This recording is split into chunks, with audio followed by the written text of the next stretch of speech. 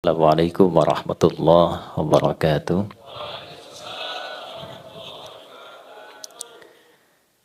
Alhamdulillah. Wassalatu wassalamu ala Rasulillah. Nabiyyina wa sayyidina Muhammad ibn Abdullah. Wa ala alihi wa sahbihi ajma'in. Wa man walah. Wa ba'd. Bapak Ibu sekalian, hari ini kita bersilaturahim untuk belajar bersama dengan tema yang cukup menggugah. Dan tema ini barangkali insya Allah mudah-mudahan bisa menjadi bekal awal dan inspirasi dari pesan MC tadi khususnya untuk ketua-ketua DPC ke depan. Karena yang kita akan kaji adalah tentang pesan universal dari risalah keislaman yang dituntunkan oleh Nabi mulia Nabi Muhammad SAW untuk siapapun. Nah, ini diantara keistimewaan beliau didesain oleh Allah untuk menampilkan keteladanan bagi siapapun, Muslim, non-Muslim yang ingin mengambil manfaat dari kebaikan itu dan diterapkan dalam nilai-nilai kehidupan yang dipilih. Kita ingin coba definisikan dulu. Ini temanya cukup dalam, cukup luas, mudah-mudahan waktu kita cukup untuk menggalinya. Saya ingin turunkan ke bawah dulu karena ini jalan dunia menuju akhirat. Ya, gerbangnya kan angkasa pura itu. Ya, angkasa itu kan ke udara gitu kan. Baik, jadi gerbang akhiratnya ke angkasa pura. Jadi nanti kalau ada tamu-tamu bandara, bukan hanya dia ingat terbang, tapi bagaimana ketika masuk bandara dia ingat akhirat itu.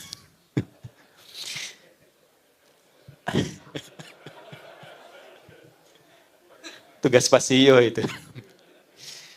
Ada bumi, ada dunia. Itu berbeda. Saya ulangi, ada bumi, ada dunia. Itu berbeda. Bumi di dalam bahasa Arab itu diwakili dengan kata ard. Al-ard namanya. Inni ja'ilun fil ardi khalifah. Ard itu asalnya setiap tempat yang dipijak. Jadi kemanapun kita berpijak, di tempat manapun, nah, setiap yang kita pijak itu disebut ardun namanya. Al-ard. Nah, fungsi kita saat dicipta, di setiap tempat yang dipijak, itu menjadi khalifah. Artinya 3. Ya. 1, akar katanya khalafa. Ya? Dia punya 3 arti. 1, yang membawa nilai manfaat. Jadi dimanapun Anda ditempatkan, wilayah 1, wilayah 2, dan seterusnya, upayakan dimanapun kita ditempatkan, selalu berusaha menampilkan manfaat yang dirasakan oleh orang-orang yang hadir di sekitaran kita. Itu risalah awalnya. Dan dengan itulah Adam alaihissalam mula ditempatkan di bumi, membawa nilai-nilai manfaat yang tidak berhasil oleh makhluk sebelumnya untuk ditampilkan dalam kehidupan. 2, khalafah juga berarti sesuatu yang menghadirkan kesuksesan. Jadi dimanapun kita ditempatkan, Anda berpijak sekarang misalnya di Soekarno-Hatta, nanti berpijak misalnya dari Aceh sampai dengan ke Denpasar, dimanapun ditempatkan, ketua-ketua DPC ini berupaya menampilkan kemampuan maksimal untuk meraih kesuksesan yang diamanahkan. Dan jangan tanggung, kalau ditempatkan di sisi manapun, raih yang tertingginya. Karena dengan kita menempatkan cita-cita kesuksesan tertinggi itu, maka semua potensi-potensi utama dalam diri kita itu akan keluar. Effortnya lebih banyak. Itu 2. 3, khalafah itu juga berarti sesuatu yang saling menggantikan. Ingin memberi kesan bahwa dimanapun ditempatkan, tidak akan ada yang abadi. Nah, ini ketua umum, boleh jadi 3-4 bulan bisa berganti. Ya, mungkin periodenya selesai, datang yang lainnya. Demikian pula CEO sekarang Pak Iwayan. Besok-besok mungkin nanti akan berganti, beliau naik lagi, yang lain menggantikan. Nah, orang tua sekarang jadi ayah. Besok selesai, datang anak jadi ayah, Anda jadi kakek. Ya kan? Cucu 1, kakek, status berubah. Cucu 2, kakek-kakek. Ya? Nah, jadi selalu seperti itu kehidupan kita. Nah, itulah al-ard. Sifat yang melekat pada fungsi kehidupan kita di setiap tempat yang dipijak dengan 3 makna itu, sifatnya disebut dengan dunia. Ya, disebut dengan apa? Dunia. Itu dunia itu dari bahasa Arab, dari kata dana, yadnu dunuwan wa dunyaan. Ya, dia membawa 2 arti yang sangat padat. Satu, dunia itu artinya sesuatu yang berlangsung dengan cepat, dekat. Ya. Jadi kalau orang Arab mengatakan hadzal ma dani anni, ini air dekat dengan saya. Ya. Sesuatu yang dekat dan cepat. Ya. Tak terasa ya. Rasanya baru kemarin dilantik, sekarang sudah 3 tahun kan? Ya, tak terasa kayaknya baru kemarin tuh. Ya, teman-teman ini membentuk satu komunitas, satu yayasan, ternyata sekarang sudah sekian tahun usianya. Itulah dunia. Sifatnya demikian. Jadi dengan kecepatan itu, kalau kita tidak manfaatkan setiap posisi yang diamanahkan untuk menampilkan 3 makna tadi, maka waktu itu akan terus berlalu, berjalan, dan tidak ada yang hadir pada diri kita kecuali penyesalan. Ya, sesuatu yang cepat bergerak.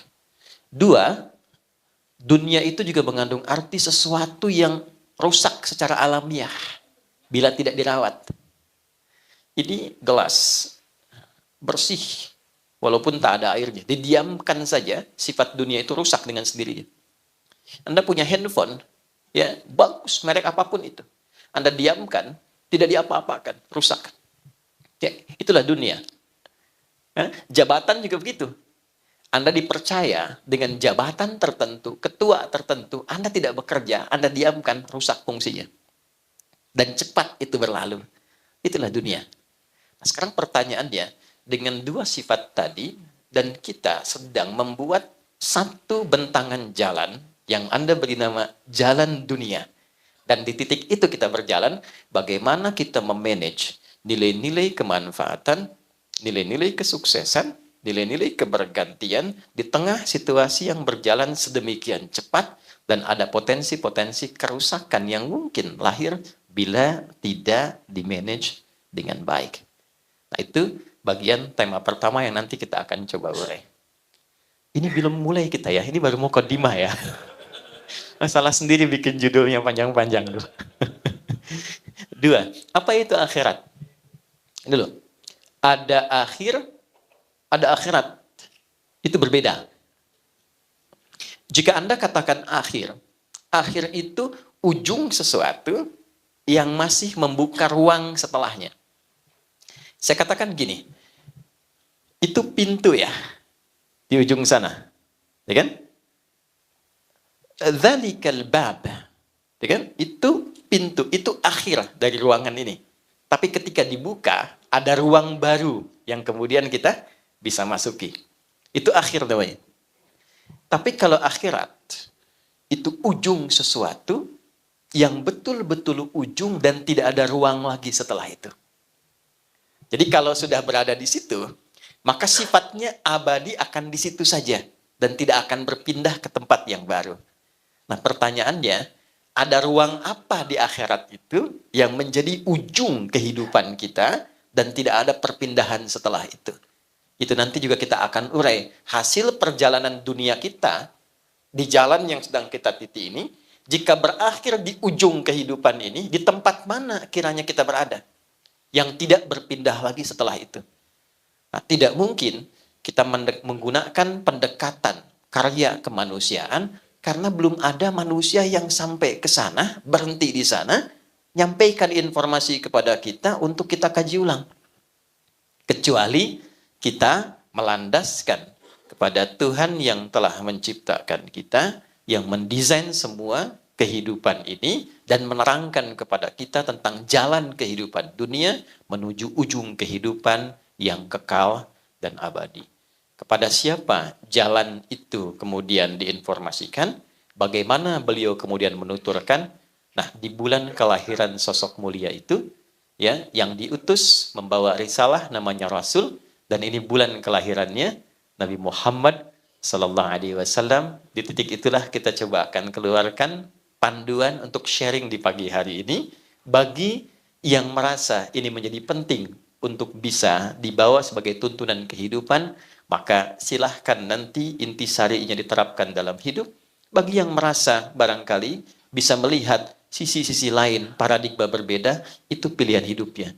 Tapi pada akhirnya kita sepakat bahwa kita akan kembali pada Sang Pencipta, dan pertaruhan kita ketika membuka gerbang akhir itu adalah titik akhir kehidupan dalam akhirat yang kita buatkan tema. Saya akhiri mukaddimahnya, sekarang kita masuk pada inti bahasannya. Bisa dipahami insya Allah? Ya, jelas? Nah, karena sudah jelas dan paham, kita akhiri pertemuan kita. Baik, saya mohon izin untuk berdiri ya, teman-teman sekalian. Saya menyapa dengan teman-teman saja ya, supaya lebih memudahkan. Baik, di sini kita akan coba keluarkan dulu nilai-nilai integritas, keteladanan, dan seterusnya. Semua fase kehidupan yang dijalani oleh umat manusia, Tuhan di titik ini bagi kita umat Islam khususnya meyakini Allah Subhanahu wa Ta'ala menugaskan para utusan. Utusan itu orang-orang bijak yang menerangkan tentang pola berkehidupan, tentang bagaimana kita bisa membawa risalah kehidupan dengan baik. Ya, risalah itu yang membawanya disebut Rasul namanya. Baik ya. Jadi dari manusia pertama turun sudah membawa pedoman berkehidupan. Ya, secara singkat pedoman kompleks berkehidupan yang memandu kita sukses dari ujung kepala sampai ujung kaki, itu kalau bahasa Arabnya disebut hudan namanya. Apa namanya? Hudan, kan? Kalau kita keluarkan kata hudan menjadi satu bagian, itu hidayah namanya. Ya, semoga kita mendapat hidayah. Itu satu aspek dari sekian bentuk pedoman berkehidupan. Dalam bidang apa? Ya kan? Nah, oke, hudan namanya. Nabi Adam turun ke bumi, saya percepat. Ya, maka bersamaan dengan turunnya itu beliau pun diberikan pedoman. Kalau ingin sukses, ingin bermanfaat, ingin bisa menghasilkan kadar-kadar yang baik dalam berkehidupan, maka diturunkan. Bagi umat Islam itu ada di Quran surah kedua Al-Baqarah di ayat ke-38. Qulna bitu minha jami'a fa imma ya'tiyannakum minni hudan faman tabi'a hudaya fala khaufun 'alaihim wala hum yahzanun. Adam, Hawa, tiba saatnya kehidupan misi di dunia itu sekarang dimulai. Engkau turun, bersamaan dengan turunmu, aku berikan pedoman berkehidupan. Oke? Jika engkau konsisten mengikuti pedoman ini, maka aku jamin hidupmu fala khaufun, tidak akan pernah merasa gelisah. Alaihim walahum yahzanun, dan tidak akan pernah merasa sedih. Baik, jadi konsep kehidupan di bumi itu dengan sifat dunia itu seharusnya konsepnya satu, fala khauf. Gak pernah gelisah, tenang. Jadi konsep dasarnya, dimanapun Anda bertugas, seharusnya tugas itu melahirkan ketenangan. Ya, dimanapun beraktivitas, seharusnya aktivitas itu membuat diri kita tenang. Jadi kalau ada kegiatan, dan kalau ada ruang tempat kita beraktivitas, tidak membuat kita tenang, artinya ada pedoman yang belum kita baca, dan belum kita implementasikan, sehingga tugas-tugas itu tidak kita rasakan membawa ketenangan dalam kehidupan pekerjaan kita. Bukan pekerjaannya yang salah, karena tidak mungkin Tuhan mengirimkan kita ke satu tempat, kecuali di tempat itu kita dipercaya punya kemampuan untuk memanagenya. Ini harus kita yakini dengan baik. Tidak mungkin Allah mengamanahkan, menugaskan seseorang di satu tempat, bila tidak dinilai, dia memiliki kemampuan yang pantas berada di situ. Ayatnya jelas. La yukallifullahu nafsan illa usaha. Tidak mungkin Allah memberikan tugas pada seorang hamba jika tidak dinilai memiliki kecakapan untuk bisa menunaikan tugas di tempat itu dengan baik. Nah, sekarang pertanyaannya, ketika ditempatkan di sana, apakah sudah membaca pedoman-pedoman yang baik sehingga dalam penunaian tugas itu kita bisa merasa nyaman dalam menunaikannya? Konsep dasar yang pertama. Demikian di rumah tangga juga. Ya, kalau dibawa dalam konteks kehidupan rumah tangga, seharusnya menjadi ibu itu menenangkan. Wala yahzanun, menyenangkan. Seharusnya menjadi suami itu menenangkan, menyenangkan. Jadi kalau di rumah tangga ada kegelisahan akut yang tidak pernah bisa diselesaikan, coba dilihat. Mungkin bukan karena kedudukannya kurang tinggi, hartanya kurang banyak, ada pedoman rumah tangga yang belum dibaca seutuhnya. Ya, dan persoalannya kadang-kadang dulu saya lompat sedikit ya. Di Melayu saja, kalau mau nikah itu biasanya calon menantu datang ke rumah calon mertua, nanti melamar pada bapaknya. Setelah itu nanti dia diberikan waktu kurang lebih 6 bulan untuk belajar tentang bagaimana jadi suami yang baik, mengolah nilai-nilai pedoman berkehidupan rumah tangga. Istrinya diajari oleh ibunya, lalu diberikan daun pacar di kukunya. Ya, dan itu disebut dengan masa pacaran namanya. Ya, seorang calon istri ditandai dengan daun pacar, belajar tentang fikih rumah tangga minimal 40 hari sebelum terjadinya pernikahan. Masa itu disebut dengan pacaran. Jadi bukan naik beca berdua, belum halal ya, sebeca seakan milik bersama, tukang beca nggak ada gitu. Sehingga ketika menikah, sebagian rasa kasih sayang sudah dihabiskan dalam masa-masa pergaulan itu. Kembali ya, saya agak cepat. Itu konsepnya. Jadi kalau ada lirik di sini senang, di sana, di mana-mana, memang konsep kehidupan begitu. Tinggal pertanyaannya, pedomannya dibaca tidak? Petunjuknya dibaca tidak? Kita punya handphone, pedomannya tidak pernah dibaca, mustahil bisa menggunakan dengan baik. Maka setelah Nabi Adam, kemudian ada Nuh, Rasul pertama, terus sampai ke Ibrahim, saya lompat sampai ke Nabi Musa. Nabi Musa kitabnya apa? Rasul kan? Ya, beliau Rasul kan? Diberi kitab kan? Kitabnya namanya Taurat. Taurat ketika diperkenalkan, itu bukan hanya namanya, tapi fungsinya. Coba yang Muslim lihat Quran surah 17 Al-Isra di ayat kedua. Wa ataina Musal kitaba wa ja'alnahu hudan li bani Israil. Dan pada Musa aku berikan kitab namanya Taurat, namanya nanti di Ali Imran ayat ketiga, Taurat, dan fungsi Taurat itu hudan, pedoman berkehidupan. Objeknya siapa? Pada saat itu komunitasnya namanya Bani Israel, satu region saja. Oke? Nabi Isa, saya lompat cepat ya. Ya, beliau membawa Injil. Injil itu apa fungsinya? Hudan. Pedoman berkehidupan li Bani Israel bagi kaumnya pada masa itu. Langsung cepat Nabi Muhammad sallallahu alaihi wasallam. Beliau dapat pedoman. Namanya apa kitabnya? Al-Quran. Al-Quran ketika diturunkan bukan sekedar untuk dibaca.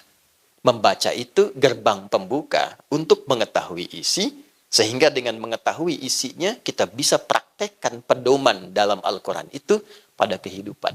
Turunlah Quran surah kedua ayat 185 itu. Syahrul Ramadan alladzi unzila fihil Quran hudan linnas. Di bulan Ramadan diturunkan Al-Quran itu bukan untuk sekedar dibaca. Ya. Dibaca itu untuk paham isi. Semua orang kalau ingin, hukumnya kan begitu. Ingin tahu apapun bisa baca dulu kan? Ya, namanya qiraah. Makanya ayat pertama turun itu Iqra. Iqra itu ya kemampuan untuk membaca, pada dasarnya awal maknanya kemampuan untuk membaca walaupun belum memahami isinya. Yang tidak menuntut pemahaman, yang penting baca dulu. Ya, makanya dulu ada buku Iqra kan? Ya kan? Kan tidak dituntut paham kan? Ya kita cuma bisa belajar tahu huruf a fathah a, fa fathah fa, lam dhamma u, lu, apa lu, gitu kan? Sana jawab gitu. Tapi kan nggak dituntut kita untuk memahaminya. Sama bahasa Indonesia dulu waktu SD. Ini Budi, ini ayah Budi, ini ibu Budi, ini teman Budi. Sampai sekarang saya cari, nggak pernah dijelaskan siapa itu Budi. Di mana dia tinggal? Kan siapa ayahnya, siapa ibunya? Karena yang dituntut dari situ hanya bisa membaca. Tapi setelah bisa kita baca, levelnya naik menjadi pemahaman untuk mengkaji apa yang dibaca. Pindahlah dari Iqra qiraah kepada tilawah. Utlu ma uhiya ilaika minal kitab. Coba transformasikan dirimu dari sekedar baca sampai sekarang menelaah, memahami apa yang dibaca itu. Setelah paham bahwa itu sebagai pedoman berkehidupan. Itulah tilawah. Makanya ketika ada orang baca Quran, baca saja, itu disebut qori kan? Tapi ketika ada yang menerjemahkan supaya kita paham, maka orang yang menerjemahkan itu namanya siapa? sari tilawah. Ya, sebetulnya asalnya tilawah saja, tidak pakai sari. Cuma mungkin karena pertama kali yang menerjemahkan Bu Sari, maka dinamakan sari tilawah. Nah, beda mungkin kalau yang pertama menerjemahkan Pak Wayan, mungkin namanya Wayan Tilawah. Gitu.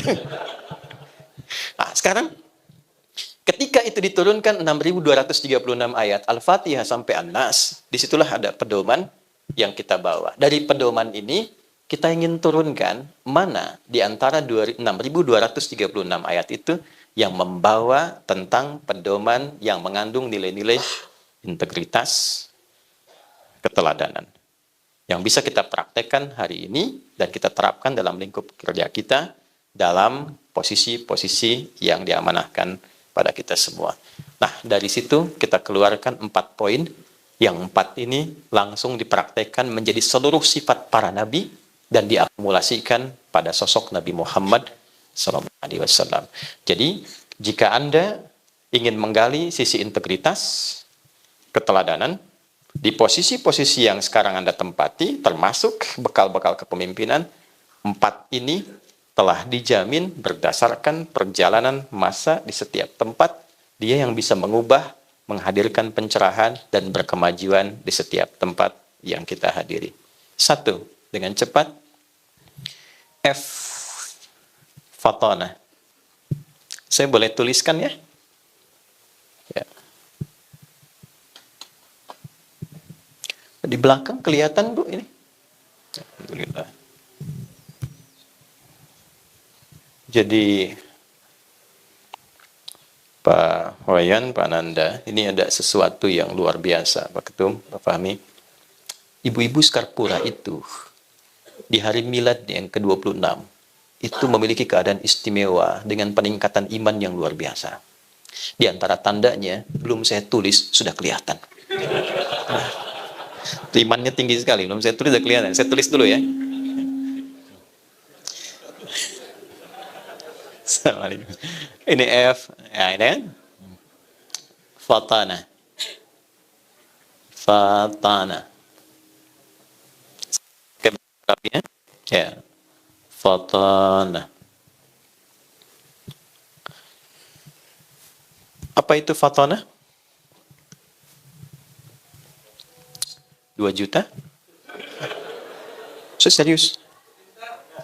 Dan cerdas, masih belum 5 juta. Umroh ya? Waktu habis, karena waktunya cepat sekali gitu. Fatanah itu bukan sekedar cerdas, bukan sekedar pintar. Ya, fatanah itu kecerdasan yang menyatukan kekuatan spiritual, kekuatan mental, dan kekuatan intelektual. Oke? Kecerdasan yang menyatukan kekuatan spiritual, kekuatan mental, kekuatan intelektual. Jadi kekuatan intelektual yang didukung oleh kekuatan spiritual dan mental. Baik, saya coba ilmiahkan sedikit dulu ya. Supaya kita pahami betul ini, nanti kita pelajari kasusnya, kita terapkan dalam konteks kehidupan kita kekinian. Kebanyakan saat ini, konsentrasi manusia pada umumnya, ketika dikatakan pintar dan cerdas, itu dibatasi pada batas intelektual saja. Bagaimana menstimulus otaknya itu bisa pintar, otak kirinya, otak kanannya, dan sebagainya. Menariknya, 15 abad lalu, Nabi pernah memberikan isyarat. Anda yang rajin baca Al-Arba'in Nawawiyah, buka di nomor yang ke-6 dari 42 hadis itu, buka yang ke-6. Ya, isyaratnya begini. Inna fil jasadi mudghatan, idza salahat salahal jasadu kullu wa idza fasadat fasadal jasadu kullu ala wahyal qalbu. Di dalam bagian tubuh kita terdalam itu ada satu bagian yang sangat menentukan berjalannya perilaku kita dengan baik atau tidak baik, berintegritas atau tidak, membawa keteladanan atau tidak, dan dia nanti akan mensupport, memberikan pengaruh kepada kekuatan intelektual. Ya, dia adalah qalbu. Nah, menariknya, setelah 15 abad yang meneliti tentang kebenaran hadis itu seorang tokoh namanya Andrew Amora tahun 1991. Dia seorang pakar neurologi, ya, ilmu neuron tentang saraf-saraf terdalam pada diri kita, lalu melakukan kajian terdalam, ternyata beliau menemukan sejenis otak baru dalam tanda petik dalam bagian jantung kita yang terdalam. Ya, itu tahun 1991. Kita urai lagi. Ya, kan pola kehidupan ini secara cepatnya nanti yang di bidang biologi atau kedokteran bisa lebih mendalami dan menerangkan dengan lebih baik. Ya, kan arus kehidupan kita itu secara singkatnya ketika masuk ke jantung, darah diserap, oksigen rendah, itu kan, masuk ke serambi kanan, itu kan, lewat vena cava itu kan. Ya, kemudian dari situ oleh atrium pulmonalis kalau tidak salah diteruskan dari serambi kepada bilik kanan, itu kan, ventrikel kanan. Ventrikel kanan dipompa, disalurkan ke paru-paru, itu kan. Dari paru-paru kemudian diolah, ya, diteruskan kemudian ke bagian serambi kiri, ya. Di serambi kiri ini diolah lagi, diteruskan ke bilik kiri. Dari bilik kiri kemudian oleh aorta disebarkan ke seluruh tubuh dan berubah menjadi oksigen yang lebih baru, lebih bagus lagi. Ya, dari yang rendah, yang biasa kepada yang baru, baru diteruskan ke otak, ke bagian tubuh dan sebagainya. Nah, ternyata di bagian serambi kanan ini ada satu bagian titik kecil yang mengandung 40.000 neuron. Saraf-saraf otak bagian jantung yang dia mampu mengingat, merasakan, memberikan suara, memberikan arah, dan itu ditembuskan ke dalam bagian otak kita yang kurang lebih berisi 100 miliar neuron saraf di dalamnya. Dan disimpulkan, ternyata otak itu secara intelektual, dia tidak memiliki fungsi memerintah.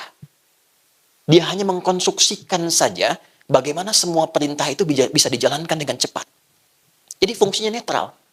Jadi kalau ada kajian akal sehat itu adalah sebuah konstruksi bagaimana merumuskan perintah-perintah yang datang ke otak, ke akal itu bisa diteruskan dengan cepat ke tubuh. Sepersekian detik, dengan cara yang benar, dengan cara yang baik. Jadi dia nggak punya perintah. Perintahnya semua ternyata dari sini, Pak, Bu.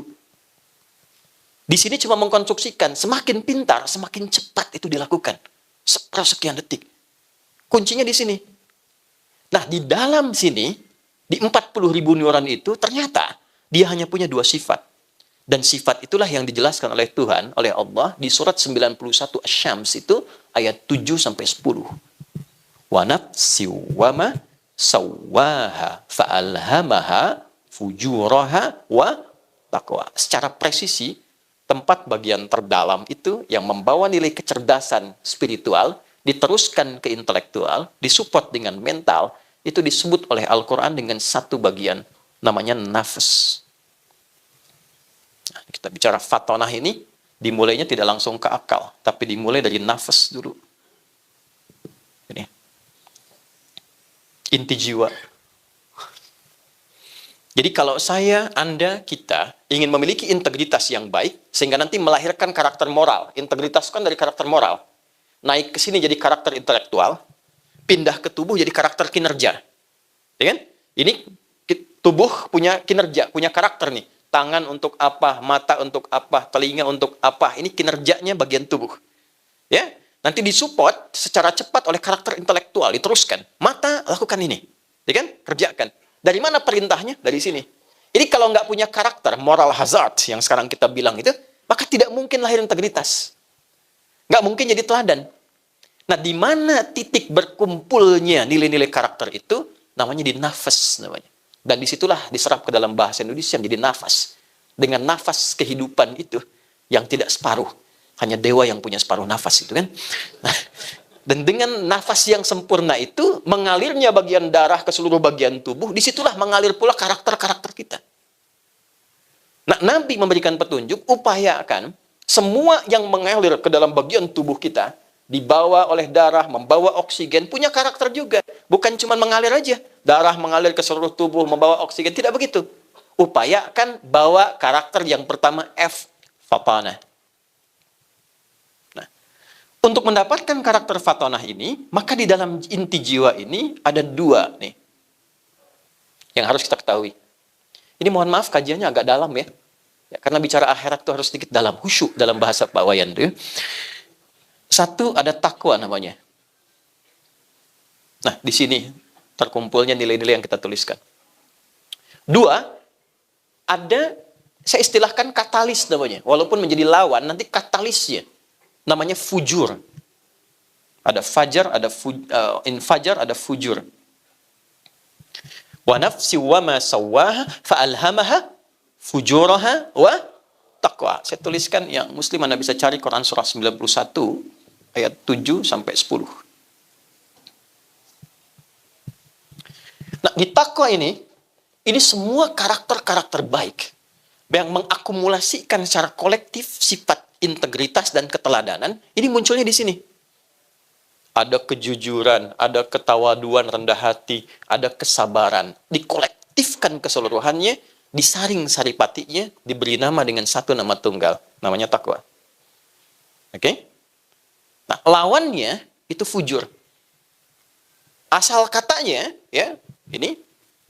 Di sini kalau kita tuliskan positif, ini negatif misalnya. Di sini misalnya ada rendah hati. Ya, kemudian di sini ada jujur. Di sini ada sabar. Ya, dan seterusnya. Nanti ini membentuk integritas dan keteladanan. Dua kata pokok di tema kita. Di sini katalisnya terlihat sebagai lawan. Jadi kalau di sini jujur, rendah hati, di sini ada sombong. Ya. Di sini ada jujur, kemudian di fujur ada apa? Ada bohong. Walaupun Anda mengatakan tidak ada dusta di antara kita, potensi dusta itu selalu ada. Oke? Baik. Kalau di sini ada sabar, di sini ada amarah. Ya. Potensi sombong itu ada. Ya. Belum diangkat, sudah bikin kartu nama baru gitu kan. Tiba-tiba ada koreksi. Bisa ada. Ya. Dulu pakai sepeda, belum punya jabatan, semua disapa. Ya. Punya mobil, buka pintu dan nggak bisa. Ya. Nah, potensinya ada. Ya, sombong itu ada, angkuh itu ada, dusta itu ada. Ya, potensi dusta, potensi menipu itu selalu ada. Baik ya, walaupun misalnya, mohon maaf, ya Anda berusaha ibadah, Anda berusaha sholat, ya, semakin tinggi, semakin muncul takwanya. Tapi semakin rendah, semakin muncul potensi fujurnya. Ya, Anda jadi pimpinan, kan? Tiba-tiba datang tawaran ini, itu, dan sebagainya. Potensi ini selalu ada. Ya, demikian amarah dan sebagainya. Nah, caranya bagaimana mengolahnya supaya menjadi fatanah? Nah, ini kecerdasan ini yang akan membentuk nilai-nilai keteladanan dalam kehidupan. Perhatikan cara kerjanya. Ya, perhatikan baik-baik. Wa nafsi wa ma sawwaha fa'alhamaha fujuraha wa taqwaha.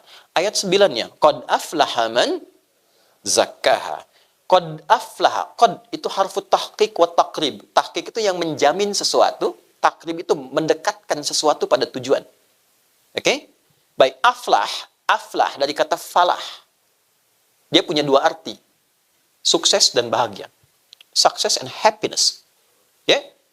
Jika Anda ingin mendeskripsikan kesuksesan saja, maka dalam bahasa Arab itu disebutnya namanya fauz. Fauz, sukses tapi belum tentu bahagia. Ya, kata dasarnya, konsep awalnya. Turunannya ada faiz, faizin, fauzan, dengan faizah. Kalau ada yang namanya fauzan, itu orang yang diharapkan sukses dalam hidupnya.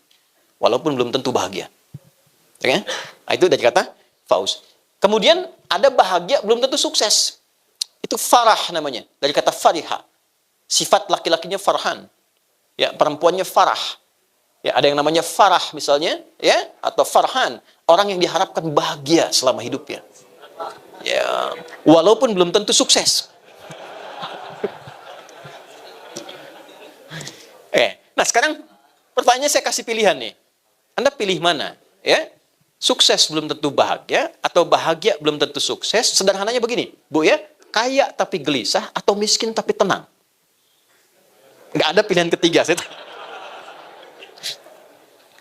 Nah, Tuhan Maha tahu nih, pasti kita cari yang ideal kan? Ya, kaya dan tenang, sukses dan bahagia. Kalau kita gabungkan dua nama itu, maka berubah menjadi falah namanya. Falah. Kalau kita genggam itu, genggam, jangan sampai lepas. Saya pengen dapat, itu nggak ingin saya lepaskan. Namanya aflah. Qad aflaha. Aku jamin, orang-orang yang mampu mengolah bagian dirinya dengan baik ini, dia akan mudah mendapatkan kesuksesan dan dekat kepada kebahagiaan dimanapun dia beraktivitas, dimanapun dia bertugas. Jangan ngangguk dulu, belum selesai nih ya. Nah, bagaimana caranya? Man zakkaha. Man itu itu penawaran personal bersifat general. Ya, ismun mausulun yadullu alal fardiyatil ammiyah bahasa Arabnya. Ya, paham? Tidak. Ya, huruf yang menawarkan tawaran personal. Jadi kalau Anda melihat kata man, itu rasakan tawarannya buat saya gitu, bawa ke personal. Tapi terbuka general, mau laki-laki, mau perempuan, di posisi apapun. Jadi Allah ini nawarkan begini, hey fulan, Anda pengen sukses, siapapun Anda, saya tidak melihat Anda siapapun.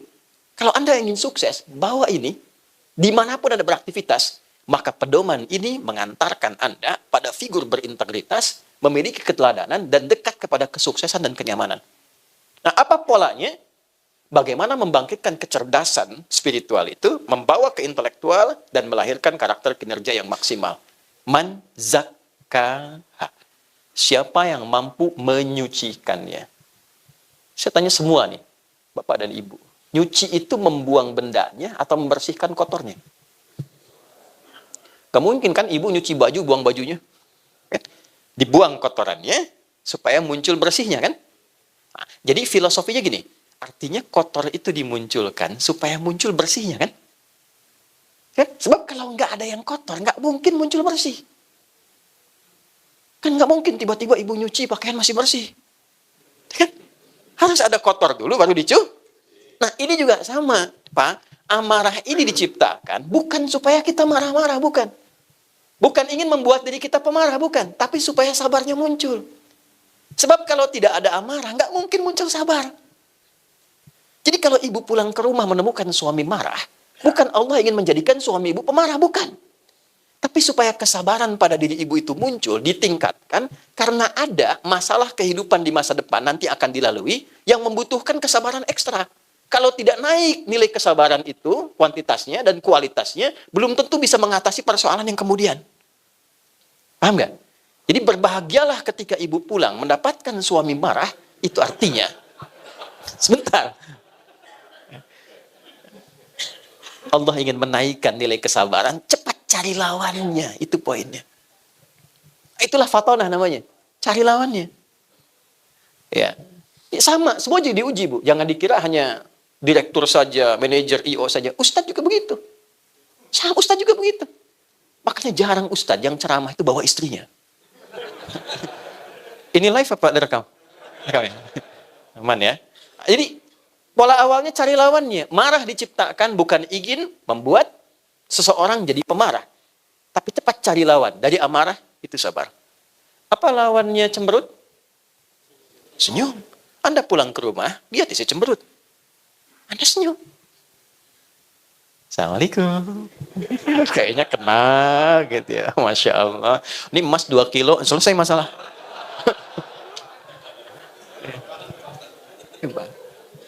Nah, para nabi itu diajarkan langsung oleh Tuhan. Diajarkan, dikasih langsung panduan untuk bisa fatonah. Jadi makanya melihat apapun bisa bijak. Nah, kita hanya ditanamkan potensi. Dengan potensi itu diminta menggali. Jadi kalau Anda itu become a leaders, ya, become a leader for your own future. Ya, Anda ke depan akan jadi seorang pemimpin, maka jika ingin mendapatkan nilai integritas dan keteladanan yang didambakan itu, kemampuan kita mesti menggali potensi-potensi itu. Caranya apa? Setiap menemukan satu kondisi yang tidak ideal menurut kita, cepat cari lawannya. Oke? Ada orang bawa sesuatu misalnya yang tidak jujur. Pak, ini ada proyek Pak, lumayan Pak fee-nya gitu kan, Pak GM. Bisa nggak yang saya bisa masuk tanpa tender? Ya kurang lebih untuk Bapak bisa diambil 1 miliar lah gitu. Ini dimunculkan pada saya bukan ingin menjadikan saya seorang yang tidak baik. Cari lawannya, saya mesti jujur. Maaf ya, jari saya ini jari tahiyat, tidak akan pernah dipakai maksiat. GM. Tapi kan tipikalnya tidak berhenti. Untuk menaikkan apakah GM ini akan naik posisinya lagi kan, setannya akan berubah. Pangkatnya akan naik lebih tinggi. Baik? Baik. Datang lagi, Pak. Mohon izin, Pak. Tawarannya naik 10 miliar misalnya. Nah, sebentar saya istiqoroh dulu. Hati-hati, Pak. Nah, ini satu. Jadi nanti, dimanapun kita bertugas, kalau ingin memiliki integritas, maka sifat fatonah ini mesti muncul. Ya, menempatkan sesuatu sesuai dengan tempatnya, tapi memiliki kecerdasan untuk mencari lawan. Sehingga lahirlah sifat-sifat bijaksana dalam merespon segala hal. Kekuatan integritas itu kalau cuma teori itu nggak bisa. Al-Quran itu menawarkan praktek. Karena hakikatnya semua yang kita hadapi itu menguji kematangan potensi kita. 40.000 itu luar biasa, dipakai apa saja itu. Nah ini yang menjadikan keadaan diri kita selalu bergolak. Dihadapkan pada pilihan-pilihan. Jumatan, keluar dari masjid, lihat sepatu bagus-bagus, sudah bergolak hati kan? Iya kan? Yang bertarung kan dua. Apakah sifat ini yang muncul sendiri ke atas? Ya kan? Atau yang ini? Dalam dunia pekerjaan kita, selalu akan dihadapkan pada dua pilihan ini. Oke? Nah, maka pergolakan itu dalam bahasa Arab disebut dengan koluba namanya. Sesuatu yang tidak pernah tentram, selalu ada gejolak. Ya, karakternya disebut kolbu. Maka nafas punya tempat, wadah namanya kolbu. Ada sering bikin kajian manajemen kolbu kan? Kolbu punya gerbang, gapuranya. Gapura ini namanya sodrun. Zamannya sudur. Ini gapuranya sodrun. Tempatnya di sini nih. Ini ada ruang cekungan di sini. Ini nahrun, ini batnun perut, ini nahrun bagian atas, di sini sodrun. Semua orang punya sodrun di sini. Ini filosofinya. Kenapa dalam sholat bagi umat Islam tangannya bersedekap di sini? Tidak di perut kan, tapi di sini. Ya, untuk menjaga bagian-bagian inti kehidupan kita supaya bisa selalu dikondisikan dengan baik dan lahirlah sifat-sifat ketakwaan itu. Itu sodrun. Jamannya sudur. Jadi gerbangnya, gapuranya ini namanya sodrun. Jamannya sudur. Ada makhluk yang memang tugasnya ingin menjauhkan kita dari nilai ketakwaan. Supaya terlempar pada sisi yang buruk saja, fujur. Keluar yang buruk dari nafas, namanya su. Su itu sesuatu yang buruk yang tidak sepantasnya keluar. Mata harusnya memandang baik, memandang yang buruk. Lisan harusnya bicara dengan baik, bicara yang buruk. Tidak punya fatonah. Maka keluar sifat su namanya. Pintunya dari sini. Sesuatu yang menjauhkan dari yang baik kepada yang buruk, itu bahasa Arabnya syaitana. Sifatnya syaitan. Ya kan? Nah, syaitan mencoba untuk menjauhkan dengan menembus kita, ini karena agak dalam pembahasan spiritual, dia tembus dari sini, dari gapuranya, dia masuk dari sini. Tembus ke kolbu, sampai ke nafas, sampai ke fujur. Kan? Makanya bagi umat Islam, milenial, kontemporer, kekinian, ada satu surat dari 114 yang paling favorit bagi umat Islam dimanapun di muka bumi. Surat An-Nas itu. Ya. Qul a'udzu birabbin, malikin, ilahin. Nah, teruskan. Min syarril waswasil alladzi fi sudurin nas. Was-was, bisikan halus yang tak terlihat tapi sampai menghujam langsung ke sini. Bisikan untuk nyogok, bisikan untuk korupsi. Ya. Gimana orang datang nitip 200.000 bisa lewat, proses dimudahkan, nitip sekian bisa lewat, gitu kan? Jalan cepat, fast track, tapi menggunakan cara-cara yang tidak tepat. Misal, contoh saja gitu kan. Kan ada was-was. Ada prosedur yang benar, ada prosedur yang salah. Bisa terjadi. Dalam berbagai hal. Maka apa yang terjadi? Was-was itu tak terasa, tiba-tiba muncul karakternya. Maka keluar dari nafas sifat su. Nafas ketemu dengan su, jadi nafsu namanya. Itu asalnya. Ini bukan ilmu otak-atik ya. Ini nyata, ada referensinya. Nafas plus su. Ketemu apa? Jadi apa? Nafsu. Ditemukan di mana? Quran surat ke-12 ayat berapa? 53. Wa ma ubarni'u nafsi innan nafsa la'ammaratum bisu illa ma rahima rabbi. Nafas ketemu su jadi nafsu. Nah, nafsu itu yang berlawanan dengan takwa. Ya, takwa dibisikkan untuk baik, nanti ada malaikat yang membisikkan, 88 kali disebutkan dalam Al-Qur'an. Setan pun disebutkan 88 kali. Jadi ketika Anda dihadapkan pada satu hal, akan ada dua bisikan, kebaikan atau keburukan. Tinggal mau pilih yang mana. Nah itulah, di titik itu kita penting memiliki fatonah. Fatonah itulah yang menguatkan kita untuk mengambil sifat baik itu supaya meredam yang buruknya. Kalau yang buruk itu bisa kita tekan, integritas lahir. Maka Anda akan dikenal sebagai pemimpin yang jujur, kan? Berdedikasi, kata-kata indah yang sekarang banyak digaungkan itu. Ya. Tidak harus muncul di TikTok, dengan sendirinya Anda akan hadir. Ya. Saya ingin sampaikan dulu, saya tidak punya akun TikTok sebetulnya. Nah, itu mungkin banyak yang bikin itu ditampilkan, dan saya lebih senang basicnya ke kitab, baru ditampilkan di media sosial. Nah, di kitab itu murni, kalau kita ngaji ada buku namanya Shorof untuk derivasi misalnya. Jalasa yajlisu syakaro yashkuru. Nah, sekarang berubah ke dunia maya itu. Tak takayu tak tiku tiktokan. Fasbakayu fasbiku facebookan. Itu kan. Instagramayan instagrimu instagraman. Dan puncaknya tabaya tubuh youtuban. Nah, jadi beruntungnya kita bahagia bersyukur tinggal di Indonesia. Karena semua konstruksi kehidupan berbangsa, bernegara, itu undang-undangnya menyatakan dan mendasarkan pada nilai takwa. Ini. Saya pernah coba riset satu-satunya di dunia. Saya lihat sampai hari ini, saya belum melihat yang lain ya. Yang undang-undangnya secara spesifik menyebutkan kalimat takwa itu Indonesia. Ya, bahkan pembukanya di preambul sudah atas berkat rahmat Allah yang Maha Kuasa. Diturunkan, misal kita bawa nih dalam konteks kehidupan berbangsa bernegara. Sejak berpendidikan, Undang-Undang Sisdiknas nomor 20 tahun 2003. Di pasal menimbang itu kan ada 5 tuh. A, B, C, D, E. Di B saja itu sudah ada kalimat takwa. Undang-Undang Dasar 1945 mengamanatkan pada pemerintah mengusahakan menyelenggarakan satu sistem pendidikan nasional yang meningkatkan keimanan dan ketakwaan pada Tuhan Yang Maha Esa serta akhlak mulia. Baru nanti mencerdaskan kehidupan bangsa. Jadi orang tua kita saking luar biasanya menginginkan pribadi-pribadi dari kecil tuh baik dulu, punya fatonah dulu, baru cerdas intelektualnya. Sebab kalau jiwanya sudah punya integritas, cerdas akalnya, ditempatkan dimanapun pasti jadi orang baik.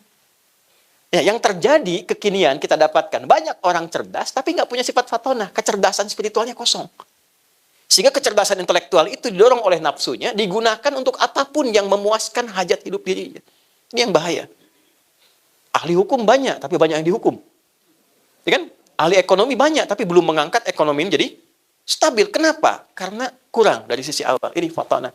Maka tadi dari 37 kurang lebih tempat calon-calon ketua, ya, DPC, calon pimpinan ke depan, jika menjadi dan mengharapkan menjadi pribadi yang berintegritas, ideal, mengukir sejarah baru, bahwa di setiap tempat ditempatkan dalam wilayah Angkasa Pura itu, seluruh pimpinannya memiliki sifat yang pertama, yaitu fatonah. Itu akan jadi sesuatu yang sangat luar biasa.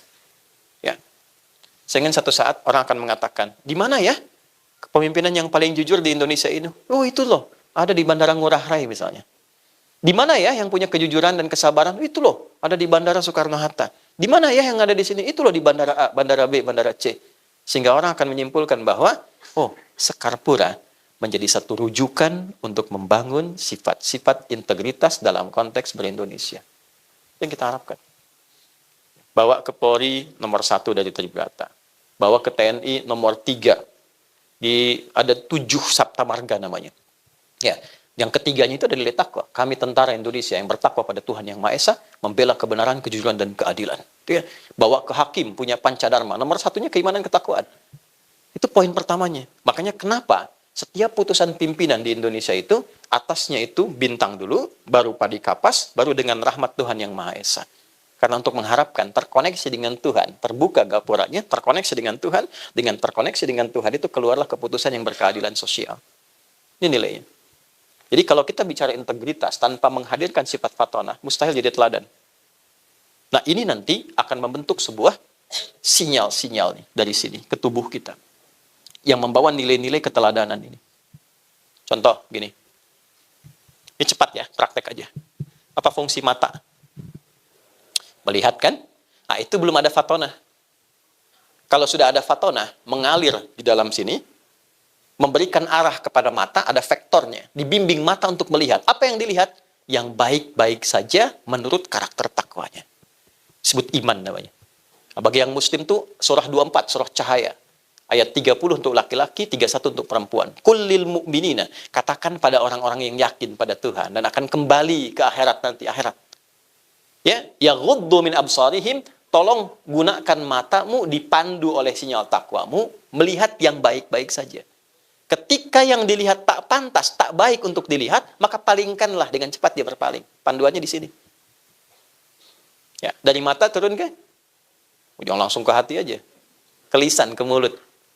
Ya, kalau sudah masuk mulut, berubah fungsi karena punya fatonah. Man kana yu'minu billahi wal yaumil akhir falyakul khairan aw liyasmut. Siapa yang merasa yakin akan pulang ke akhirat, dinilai dia, maka dia menata lisannya dengan sifat fatonahnya. Katakan yang baik kalau tak mampu diam.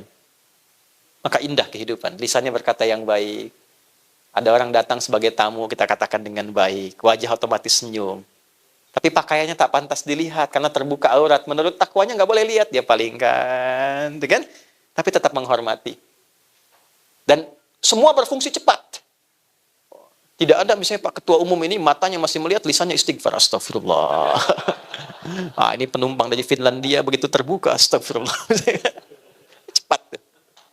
Ya. Nah, ini fungsinya. Jadi ini punya cahaya ke tubuh kita ini. Perempuan juga sama. Ayat 31-nya kan untuk perempuan. Wa qul lil mu'minat. Katakan bagi perempuan-perempuan yang yakin dia akan pulang. Ini sekarang pertanyaan dasarnya begini. Dari sekian kita bekerja, ini sudah muncul belum karakter ini?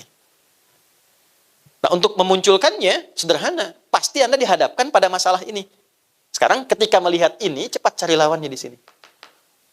Ada orang sombong. Sombong itu kenapa sih ditampakkan kepada kita? Kenapa harus saya yang lihat? Oh, supaya pada diri saya muncul sifat yang ini, rendah hati. Jadi kalau Anda melihat unsur pimpinan yang sombong, ya, dengan apapun kalimat yang disampaikan, gaya hidupnya seperti apa, tampil, kelihatan oleh kita. Kita menyaksikan itu. Itu kita diperlihatkan bukan untuk menikmati dan mencela, bukan.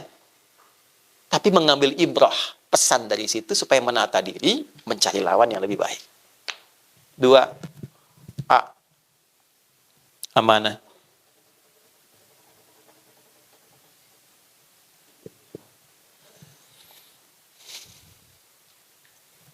Maaf, saya sampai jam berapa? Sudah habis? Oh, silakan. Ini sampai sore ya, saya 15 menit lagi selesai. Baik, saya cepat ya. Apa itu amanah? Angkat tangan, angkat tangan.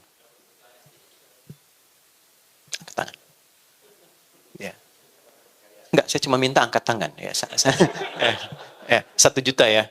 Baik. Sebenarnya sederhana gitu. Diminta, kerjakan yang diminta. Jangan memberikan beban pada diri kita gitu ya. Itu kali saya lewat Kuningan Jumatan. Itu kali Jumat. Ya, driver jalan, terus ke bahu kan. Polisi lihat. Ada getaran yang tampak kan. Ya. Terus dia merapat tuh. Begitu rapat, polisinya datang. Ditanya, mau kemana Pak? B, karena yang bawa mobil agak lebih senior. Mau kemana B katanya. Dia keluarkan SIM. Wah, salah saya bilang. Saya langsung koreksi.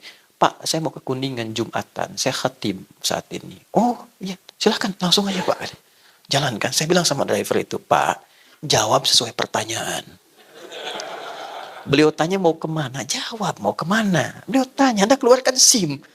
Yang lebih fatal kan baru ditanya, selamat pagi 100.000 keluarkan. Nah, itu yang salah. Itu, itu yang fatal. Gitu ya. Tolong catat ya. Tapi jangan lihat jumlahnya ya. Kasih sayangnya aja. 1 juta ya. Tolong tadi yang angkat tangan tuh. Apa itu amanah? Dapat dipercaya. Kurangi 1 juta.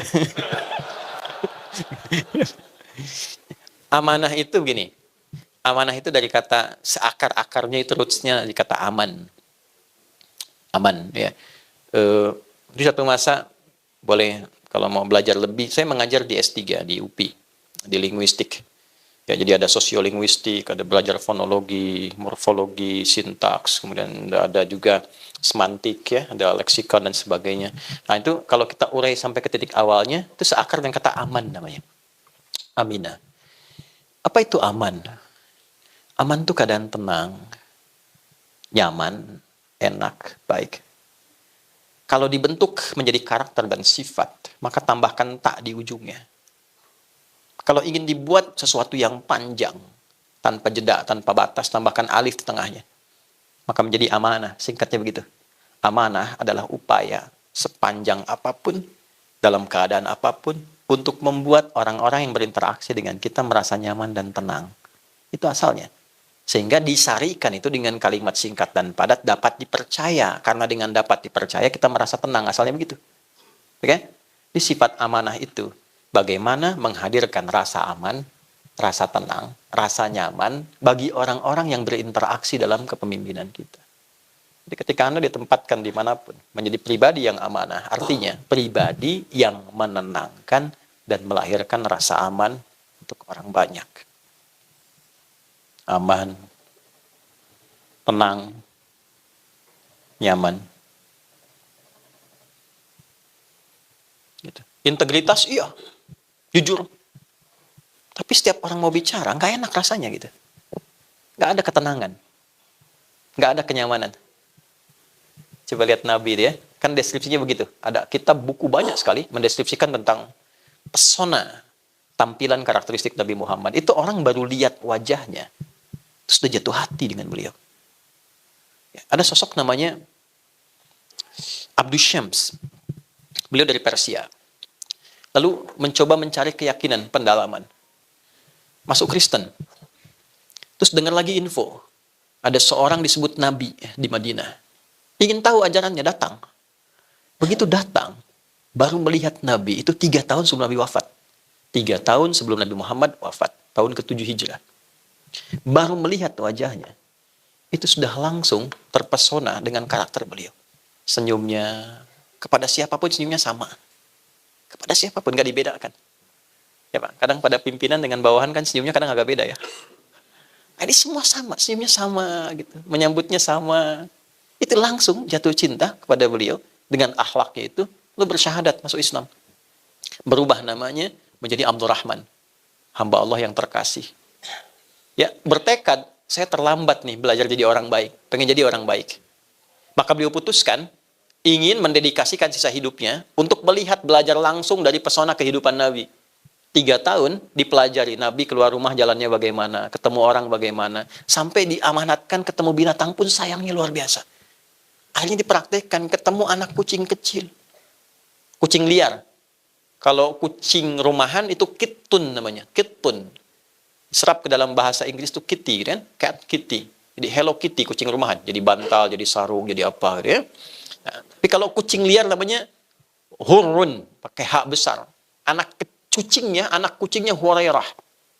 Lewat di depan beliau, ya kehilangan induknya, diambil, dirawat. Kalau malam diselimuti, makan disuapi, dimasukkan ke jubah. Tiba-tiba lagi jalan berpapasan dengan Nabi, keluarlah anak kucing kecil itu. Nabi mengatakan, "Anta Abu Hurairah." Kamu adalah bapaknya anak kucing kecil yang merawat anak kucing seperti merawat anak sendiri. Maka sejak saat itu viral, namanya disebut dengan Abu Hurairah. Anda bisa bayangkan, orang-orang yang melihat Nabi, saking merasa amannya, nyamannya, percaya pada Nabi, kepercayaan itu bisa merubah kepribadiannya menjadi lebih baik. Dan itu ada polanya, ada fikihnya. Sehingga ketika diwariskan pengajaran itu, ada orang-orang yang ketika Anda lihat, Anda terinspirasi jadi baik. Coba cek deh, ada sosok-sosok tertentu, ustadz, kiai, ulama, habib. Ketika Anda lihat, Anda pengen jadi orang baik, karena Anda merasa nyaman. Itu diwariskan. Nah, kalau dibawa ke nilai keteladanan kepemimpinan, bisa nggak begitu melihat Anda, karyawan tuh merasa tenang, gitu, merasa terlindungi, tanggung jawabnya diayomi, punya pemimpin yang betul-betul memberikan kedamaian. Itu sesuatu yang mahal sekarang. Ya, dulu kalau di garis komando itu militer, ya kalau prajurit salah, itu pimpinannya langsung ambil alih, sehingga prajurit merasa nyaman. Dan kita kehilangan itu saat ini, tipis. Nah, sama nih di Skarpura, Angkasa Pura nih. Bisa nggak ketika lewat itu orang bukan hanya segan, bukan hanya hormat, tapi nyaman. Saya senang dengan pimpinan saya. Ya, amanah. Amanah itu bukan sekedar dipercaya, tapi kepercayaan yang melahirkan ketenangan, kenyamanan, kedamaian dalam jiwa. Tuh. Sehingga orang senang menyebutnya. Siapa bosnya sekarang? Masya Allah, beliau tuh. Ya. Siapa bosnya sekarang? Nggak usah sebut namanya lah. Itu kan? Nah, sifat kedua tuh. Jelas ya? Di sini ya? Oke. 3, saya cepat. Siddiq. Siddiq. Siddiq itu selalu tampil jujur pada kebenaran. Ya. Apa yang benar, itu yang ditampilkan. Ya, tapi cara menampilkannya nanti diatur lagi, sehingga membuat orang merasa nyaman. Dia punya kemampuan dapat memanage sebuah kebenaran, tampil dengan cara yang elegan, sehingga orang salah tidak merasa disalahkan, orang benar tidak merasa digurui. Itu Siddiq itu. Ya, Abu Quhafah namanya. Satu kali ada seorang bergelar Abu Jahal lawannya. Nanti kalau Anda yang belum haji, belum umrah, ya saya doakan semoga ada cepat ya. Dan tidak cukup dengan amin dia, nabung. Ya. Nanti di sini ada Grand Zamzam, Pak Wayan dari Mualaf sampai sekarang udah pernah umrah belum? Sudah ya, baik. Udah, oke. Nanti aja di akhir ya. Ini ada air Zam-Zam, ini ada sofa, ini ada jarak sedikit ke sini.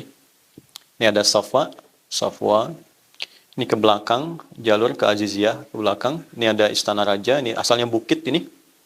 Namanya Jabal Qubais, ini Istana Raja. Sini Masjidil Haram di depan. Ini jalan ke sini sedikit, ini ada Hotel Hilton yang lama. Ini di sini kalau naik sedikit, di sini ada musola, ini rumahnya Abu Bakar Siddiq dulu.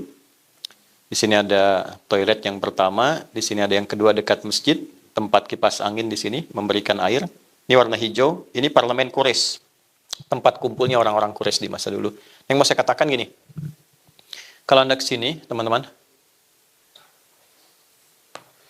nanti belok ke sini, di pintu 26, terus ada gate Nabi. Gate Nabi itu beliau berkehidupan dengan Sayyidah Maimunah. Di sini sholat 2 rakaat sebelum ke Hajar Aswad dan menunaikan Isra Mi'raj. Ya, ada 2 pintu ke atas dan ke bawah. Dan gate Ali, di sini Babus Salam, tarik garis lurus, ini rumah Nabi lahir. Ya, di sini marwah Sayyidah Khadijah. Di sini pintunya Sayyidah Abbas.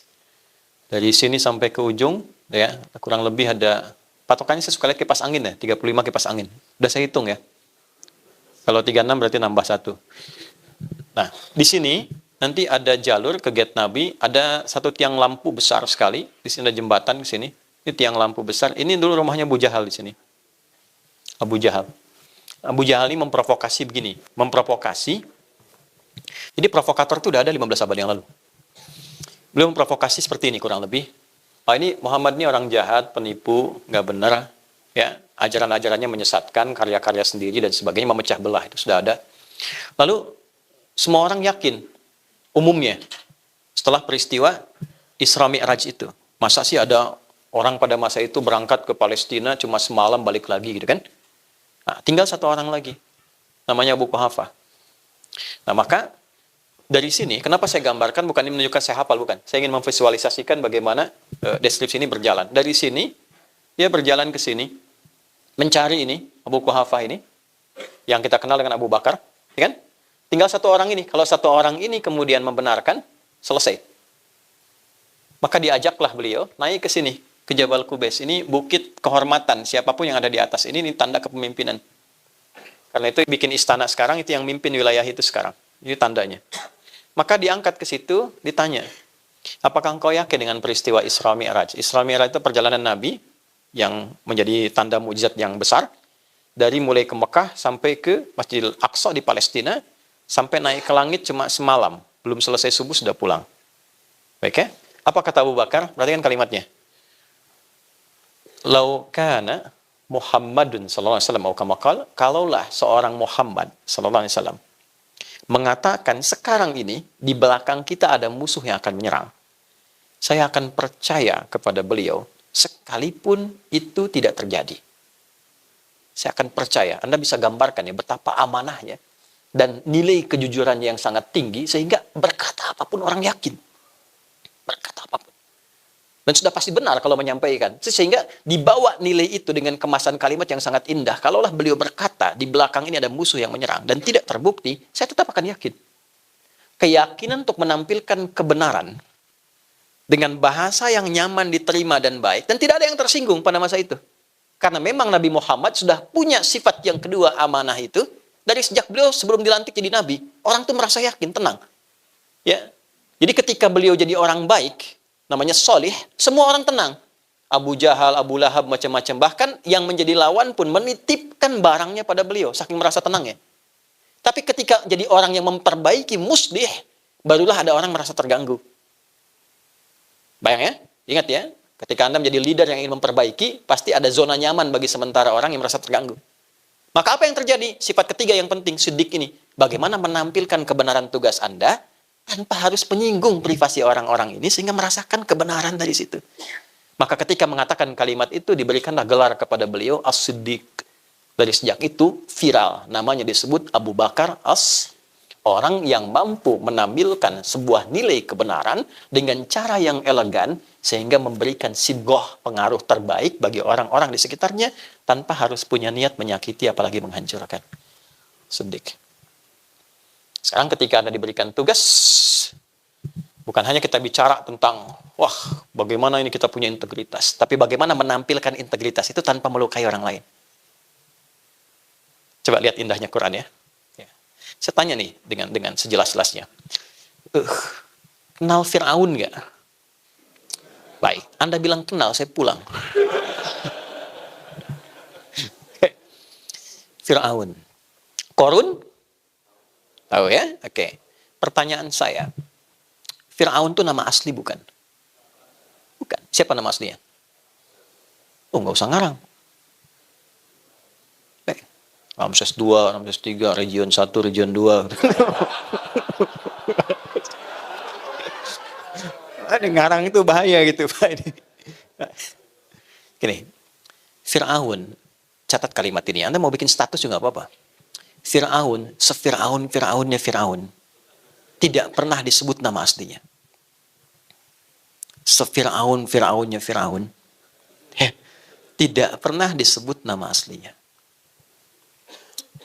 Yang melekat itu nama jabatannya, Farao, Firaun, pemimpin, leader. Ya kan? Apa karakteristik Firaun yang paling jahat ditampilkan di Quran itu? Al-Baqarah 49 itu. Yudzabbihuna abna'akum wa yastahyuna nisa'akum.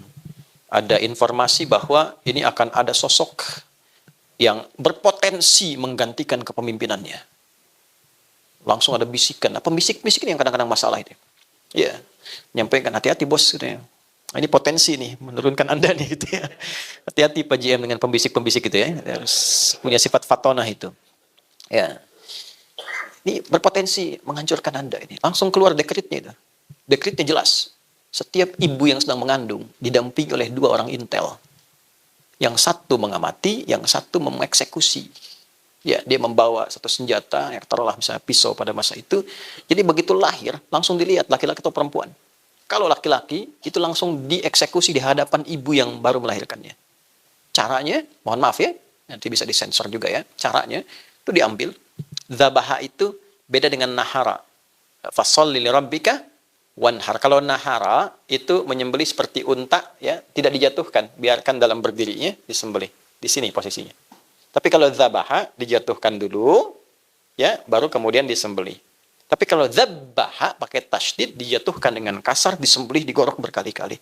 Itu kalimatnya menggunakan zabbaha. Dan menggunakan kata progresif. Terus, yudzabbihu. Nah, setiap lihat laki-laki, jatuhkan, digorok berkali-kali, di hadapan ibu yang baru melahirkannya. Ya kan? Hobinya begitu, ngaku Tuhan. Ana rabbukumul a'la. Saya Tuhan yang kalian paling hebat, katanya. Itu dalam sejarah cuma 2 yang mengaku Tuhan. Dan oleh Allah tuh diberikan satu hukuman yang sangat melecehkan. Ya, supaya memberi tanda gitu. Kalau Anda terlalu tinggi, dijatuhkannya itu terlalu dalam. Ya, ditenggelamkan kan? Supaya orang viral, Tuhan tenggelam. Tuhan kok tenggelam gitu? Ya, satu lagi Namrud tuh. Namrud itu kan hancurnya hanya dengan satu nyamuk yang cacat sayapnya. Orang mengatakan lalat riwayat ya. Cacat ya. Ya, sehingga masuk ke telinganya, tewas dengan itu. Gak viral di kalangan masyarakat. Ada Tuhan tewas dengan nyamuk cacat gitu. Rendah. Maka setiap orang yang merasa tinggi, mengangkat dirinya terlalu tinggi, biasanya Allah langsung rendahkan serendah-rendahnya. Itu rumus tuh. Hati-hati ya teman-teman sekalian. Maka apa yang terjadi? Ya, itu dia ngaku Tuhan loh. Manusia sekarang kan paling tinggi levelnya Nabi pernah malaikat ya. Ya, Nabi pernah bilang, la nabiyya ba'di, gak akan ada Nabi setelah saya. Itu clue-nya tuh. Ya, kalimat itu makna dalamnya begini, nanti di masa depan ada orang mengaku Nabi setelah saya. Langsung tolak aja, nggak ada setelah saya, nggak akan terpenuhi syaratnya. Makanya kalau ada orang ngaku Nabi sampai kini, nggak usah aneh. Ini menunjukkan apa yang dikatakan Nabi Muhammad benar. Yang aneh itu setiap ada yang ngaku, ada pengikutnya. Itu masalahnya. Ya, dulu IM itu, pelatih bulu tangkis tuh, era 2000-an, ngaku Nabi. Tangkap polisi, tanya kan, kenapa ngaku Nabi? Saya ke Bogor Pak, dapat wahyu deh. Anak bayang nggak, kita ke Bogor dapat tales, dia wahyu. Yang legend itu kan, ada LA kan? Aku malaikat tuh. Dia minta izin pada gubernur yang terdahulu untuk mendaratkan Jibril di Monas. Bayang, ditangkap oleh polisi tuh. Ya, kita dukung tuh polisi kita. Jangankan teroris, malaikat dia tangkap tuh. Ya. Nah, tapi Firaun dengan berbuat semacam itu nggak pernah disebut nama aslinya oleh Quran. Selalu jabatannya Firaun, Firaun. Korun, sekorun-korunnya korun, nggak pernah disebut namanya. Selalu sifatnya. Korah yang punya harta banyak digambarkan seperti metafornya seluas samudra. Sehingga orang yang punya Korah disebut korun. Sampai sekarang masih dicari. Ya, orang Ciamplas ditanya, mereka mana? Wilayah harta karun. Gitu. Kan? Dicari. Tapi nggak pernah ditampilkan namanya. Kenapa? Inilah adab. Akhlak. Seburuk-buruknya orang. Yang salah itu perilakunya, bukan namanya. Jadi kalau ada orang berbuat salah, jangan sakiti namanya, perbaiki perilakunya. Jangan cederai namanya. Karena boleh jadi ada orang dengan nama yang serupa tidak berbuat yang sama. Jadi Anda itu mau menjatuhkan orangnya atau memperbaiki perilakunya. Anda seorang leader, ada bawahan salah. Ya, jangan ditajamkan kata-kata itu untuk menghancurkan namanya dan kehormatannya. Perbaiki kesalahannya. Itulah integritas. Itulah sedik. Itu dahsyatnya Quran itu sampai sebegitu. Dan kalau sudah jadi pemimpin, ada potensi penyimpangan di dalamnya. Menyimpang dari kepemimpinan disebut togo. Kalau kaya, ada potensi penyimpangan dari kekayaan. Penyimpangan dari kekayaan disebut bagha. Makanya di Quran, Korun disifati dengan bagha, Fir'aun disifati dengan togo. Anda 37 orang, DPC, calon pemimpin, hati-hati. Ketika mengambil posisi A, akan selalu ada tantangannya. Pelajari itu sebelum menempati ruangnya. Itu, sidik itu maksudnya. Nah nanti terakhir, untuk mendeliver itu semua, setelah punya kemampuan, yang pertama fatana, amanah, sidik, bagaimana mendeliver itu dalam konteks kehidupan dan tugas kita. Maka muncul yang keempat namanya tabligh. Tabligh. Kemampuan berkomunikasi yang baik, sehingga sampai kepada relung hati yang paling dalam dengan pemahaman yang benar. Itulah tabligh. Balaghah itu sampai ke hati dengan pemahaman yang benar. Keputusan diterjemahkan membuat orang tenang. Ada keputusan apapun, walaupun itu pahit, tidak baik misalnya, tapi bagaimana mengomunikasikan itu dengan benar. Tenang, nyaman, sehingga merasa terlindungi, kebenarannya tampil tanpa menyakiti, itulah tabligh. Jelas begini? Nah, ini yang PR kita sekarang. Dan kita dihadapkan pada situasi yang kita bisa pantau sekarang. Karena salah komunikasi, menggunakan kata-kata yang tidak tepat, ya? Jatuh hanya dalam sedemikian waktu yang singkat. Karirnya kan lama. Lama di titik, jatuh seketika. Hanya karena 1-2 kalimat saja. Ya kan? Hanya karena tampilan yang tidak elok. Karena tidak apa? Tidak memahami posisinya. Sehingga orang sudah menilai, ini nggak ada integritas nih. Nggak jadi teladan. Kata-katanya bukan hanya tidak layak ditiru. Ya, tapi layak diberikan pelajaran yang mengharu biru. Akhirnya banyak orang tergerak. Terlepas dari berbagai motifnya. Tapi ada bagian-bagian yang menjadi pelajaran kita. Jadi kalau ayatnya sudah ditampilkan, teorinya diperdalam, hakikatnya ditampilkan dalam kehidupan kita, terdengar, terlihat, terasakan, belum mampu menggugah kita untuk berbuat jadi lebih baik. Maka dengan cara apa lagi? Kita diberikan penjelasan yang menerangkan untuk menjadi tipikal pemimpin yang berintegritas, membawa keteladanan. Kalau sudah paham, cepat lakukan. Bawa, khususkan pada diri kita.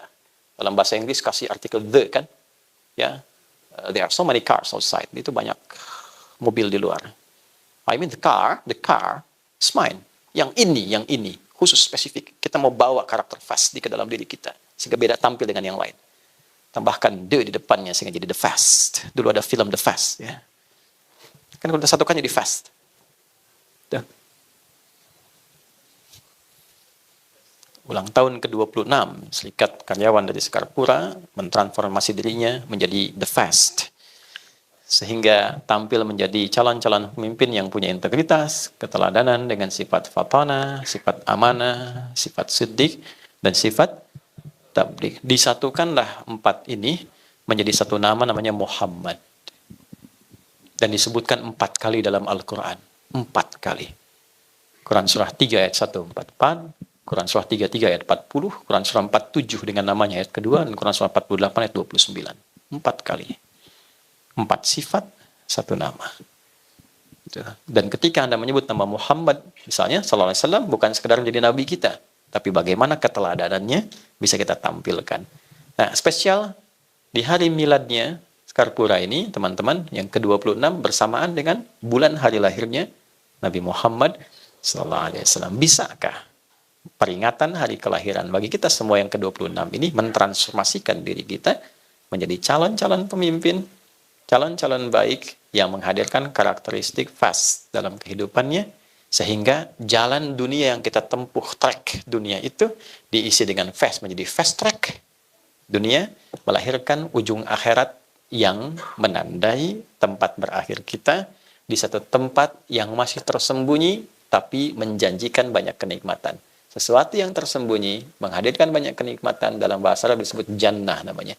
Kita terjemahkanlah kemudian dengan surga. Nah, surga itulah tempat akhir kehidupan bagi orang-orang yang ingin mendapatkan fast track dalam kehidupan dunia untuk meniti nilai teragung yang bisa dia raih. Ada 8 pintu di dalamnya.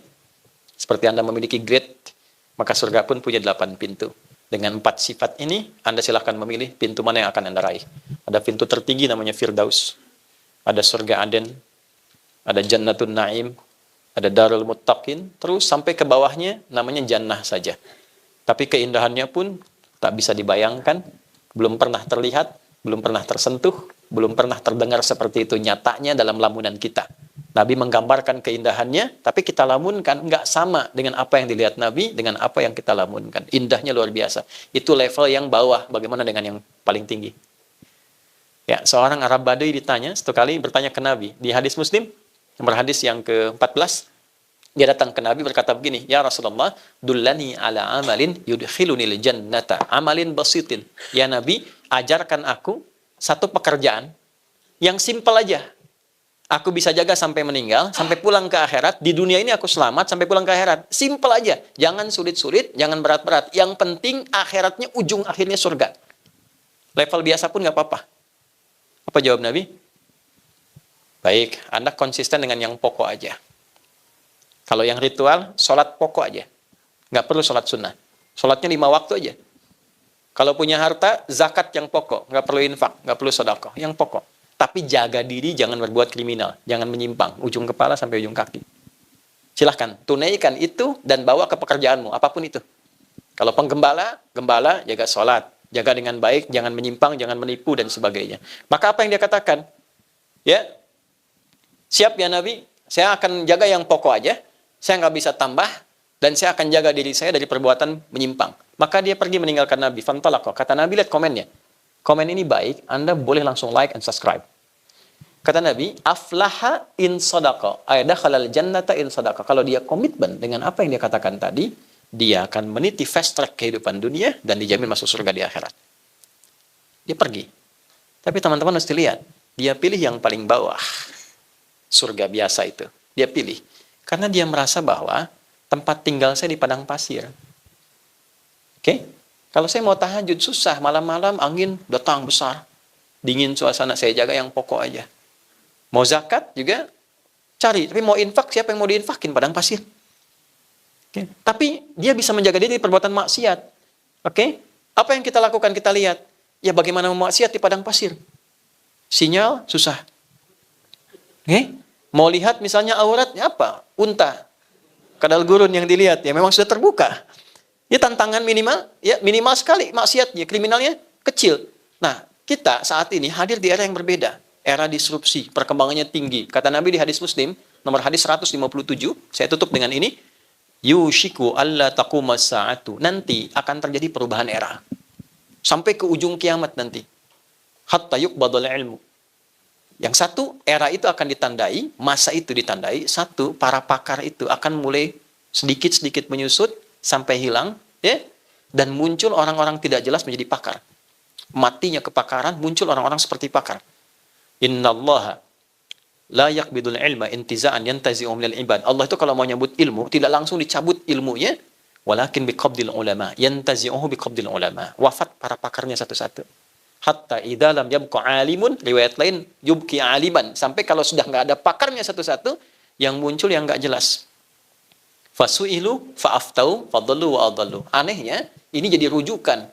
Ada followersnya, ada subscribersnya, diikutin, ngasih petunjuk dan dilakukan. Sama, nanti dalam level kepemimpinan itu juga nanti ada orang-orang nggak jelas.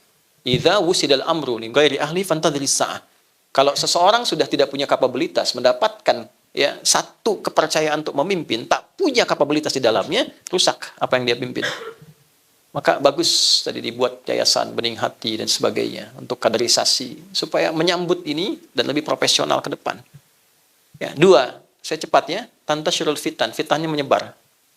Yakthurul kadzib, manipulasi banyak. Bagaimana itu bisa terjadi? Nah, ini yang mau saya katakan. Tolong garis bawah ini dengan baik ya. Ya taqarabuz zaman, tataqarabul aswaq. Masanya menjadi terasa singkat. Di hadis lain, setahun kayak sebulan, sebulan terasa seperti sepekan, sepekan seperti sehari, sehari seperti sekilatan, dan terjadi percepatan digital sehingga pasar mudah diakses. Tanda pertamanya. Dulu manual kita berangkat pakai angkot, pakai ojek manual, sekarang klik barangnya datang. Sekarang eranya berubah Pak, Bu. Tantangan di Angkasa Pura, teman-teman Sekarpura, eranya berubah. Sekarang era digital, era disrupsi, macam-macam mulai muncul. Saya saja seumur-umur belum pernah ceramah tentang garam, tiba-tiba ada video jualan garam rukyah. Ya, dengan video tampilan seperti saya, ada AI dan sebagainya. Maka inilah tantangan yang kita hadapi saat ini. Tinggal kita hadirkan, tapi alhamdulillah sebelum kita akhiri, kita punya MC yang punya tanda-tanda dari Allah, ayatullah. Ya, punya CEO yang berdharma bakti, alhamdulillah, punya GM yang wicaksana, dan punya ketua yang punya pemahaman yang juga mengangkat kita dengan baik. Fahmi Aziz itu tinggi gitu ya. Dan kita punya keluarga yang baik untuk saling mendukung. Jadilah keluarga yang baik, ya saling mendukung satu dengan yang lainnya. Yuk kita berdoa, dan doa kita diterima.